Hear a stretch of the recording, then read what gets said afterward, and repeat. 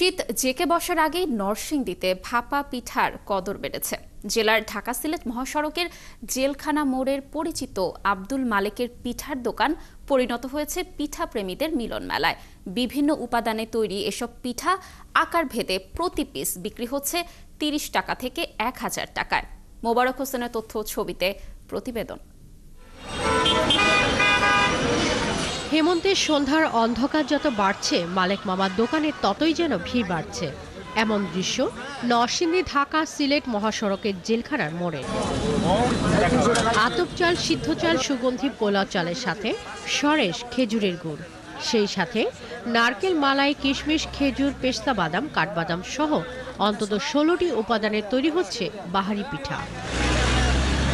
পিঠা বিক্রেতা আব্দুল মালেক মিয়া জানান, গত ১২ বছর ধরে তিনি ভাপা পিঠা বিক্রি করছেন। তবে এবার ইউটিউবে তার পিঠার ভিডিও দেখে দেশের নানান জায়গা থেকে ছুটে আসছেন ক্রেতারা, পরখ করে দেখছেন তার পিঠা।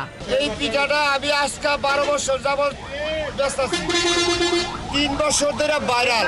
এখানে হরেক রকমের পিঠা খেতে পেরে খুশি ক্রেতারা। মিনিমাম আপনার প্রায় ৪০ মিনিট আমি এখানে ওয়েট করছি।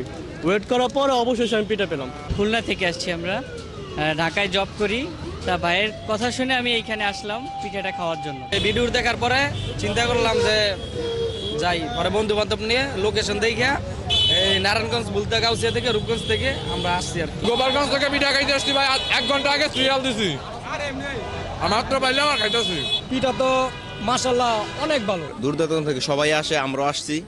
আমরা প্রায় ২ থেকে ৩ বছর আগেও খেয়ে গেছি, আজকেও আসলাম খাওয়ার জন্য। মালেক মামার হাতের পিঠা যারা খাবেন তারা আমাদের ভিজিটিং কার্ড আছে, কার্ডে যোগাযোগ করবেন, পার্সেল দেওয়া হয় না, এখানে আসবেন।